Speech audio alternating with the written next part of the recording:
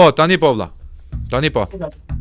Shpend, X pari të uroj shumë suksese në 1 vjetorin e podcastit dhe e them me bindje të plot se ke sjell risin në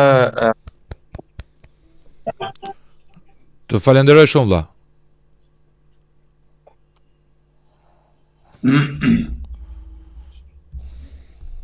tetat ashtu si jam dhe për këtë meriton respekt Të falenderoj shumë. më vjen mirë që kam qenë pjesë e fillimeve tua në podcast dhe patjetër do të mbështes në çdo nisëm sepse ti je i vërtet në ato që thua, unë të njoh, por tashmë nuk mjafton vetëm ne që të njohim personalisht, por po të njohin dhe shqiptarët nga çdo cep i botës dhe për këtë meriton një falënderim të veçantë.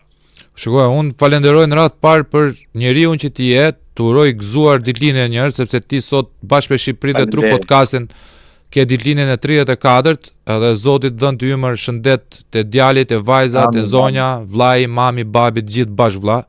Ti e di sa fort dua unë sa të vlerësoj. Sa krenar jam ndier unë për ty në fushatën elektorare. Pra, një djalë që hyrën politik me sedër, dole nga politika po prap me sedër, pa ullur kokën e pa të akuzuar njëri si për hajdut apo për një bastard politik që vajte për të kapur një cop mishi. Dhe për këtë jam krenar që jam shoku jot, jam miku jot, dhe ti e di shumë mirë që Tru podcasti për ty, për Ermalin, për kujtimin e për gjitha miq që i kam sot, që e kemi bërë kështu thjesht për qefin ton një lloj bisede, sepse doja që t'ja u tregoja që më keni qenë afër edhe më keni qëndruar afër në ditët e mia më të terta, kur unë i thash jetë krijesës time kundër të gjithë mundësive, pasi kisha errësirë në jetë, përplasje me sistemin e gjitha me radhë, dhe nuk ja horroj sa të kemi jetën këtë lloj ndihme dhe këtë lloj mirënjohje që më keni bërë të gjithë juve që jeni këtu dhe të gjithë ata që për arsye mundësie, Dritan Goxhaj, Alban Kraja, apo edhe në një mik tjetër, Ermir Gjinishi, që nuk ishe mundësi sepse janë me familjet edhe janë totalisht të mirëkuptueshëm. O Azmer, kam vetëm një pyetje për ty vëlla, do të lë të lirë sepse e di që je me darkën e familjes. Si e shikon ti këtë lloj Shqipërie, këtë lloj 2025, këtë 113 vjetor të Shqipërisë vëlla? Shumë e vakt, shpend, madje më bëri përshtypje në Tiranë. Ishte sot atmosfera si vakile, themi. Pra rrugët ishin bosh, nuk shikoj as flamuj, organizimi shumë i vakt, por unë mendoj se kjo është bërë qëllimisht për të treguar që mungon kryetari i bashkisë, prandaj le të themi jemi në këtë gjendje se ai që i bënte këto puna, kupton? Pra edhe për 28 nëntorin këtu bëhet politikë te ne, është shumë e thjeshtë. Pra besoj ke vënë re edhe vet këto ditë në Tiranë. Pra thjesht një neglizhencë totale siç ndodh në çdo institucion ku qytetarët përballen për ditë, sepse këtu dhe ne kaq mjafton, kupton, vetëm show. Mjafton vetë show për popullin, t'i japin si e thuhet ti shumë bukur supën dhe kaq e thjeshtësh. Pra, por unë e shikoj më të zymë. Pra do jetë akoma më vështirë për qytetarët e thjesht këtij vendit në ditët dhe në vitet që vijojnë, pasi si e dim le të themi shumë kanë ikur dhe shumë po bën gati për t'ikur dhe normalisht ata që do ngelin këtu do e kenë akoma më të vështirë. Më thënë, a mund ta themi me plot gojë vëlla që ka humbur dashuria për kombin, apo kjo lloj dashurie në brezat tan edhe në kohët moderne është zëvendësuar me një dashuri tjetër konsumatoriste? Jo, shumë e saktë kjo. Në fakt, mua më bëri përshtypje nga qindra dhe mira komente tek postimi që pata bërë për Gjergj Katriot Skënderbeun, dhe më tërhoqi vëmendje një koment që shkruante dikush nga zona jon nga Myzeqeja, që më thoshte konkretisht, ne jemi pa bukë, thoshte ti ke hallën e Skënderbeut, andaj nga Skënderbeu jemi kthyer ne. Pra dhe kjo i vë pikën të gjithave. Pra normalisht në një vend ku le të themi synimi kryesor është buka e gojës dhe kapin qatë kapin, sepse këtu të ne nga roja që është në spital do të nxjerrin 2000 lekë ose 5000 lekë, deri te drejtori apo ministri që bëhet fjalë me qindra dhe mijëra euro, secili do të kapi diçka për veten e vet, kaq e thjeshtë është. Dhe krijohen pastaj idhuj të rrem. Pra këtu te ne mbushet, bombardohet ekrani, çdo televizion dhe ne dim shumë mirë me idhuj të rrem që t'ia tërheqin vëmendjen qytetarëve nga problemet e vërteta.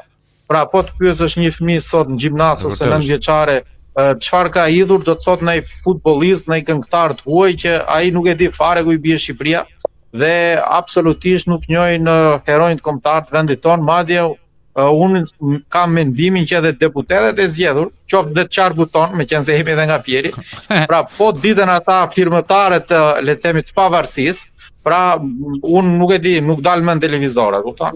Pra po e marr një shembull kaq thjesht. Ti mendon se kolegja ime dhe kolegja jote Zengjineja nuk e di domethënë se kush ka qenë parlamenti i 1921-shit?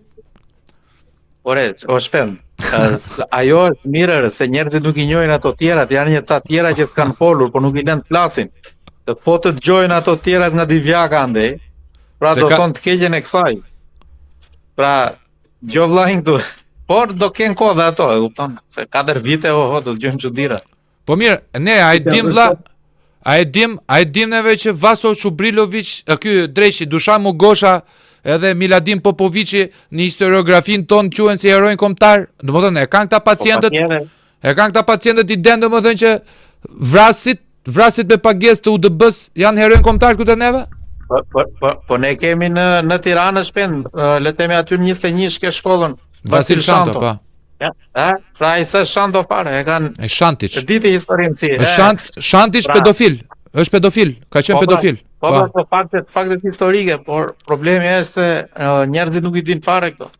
Pra dhe normalisht do kenë këta heronjtë e kohëve moderne, këta Big Brotherit, se i ke qefti. Po, mbaroj për këta. Për Big Brotherin mbaroj.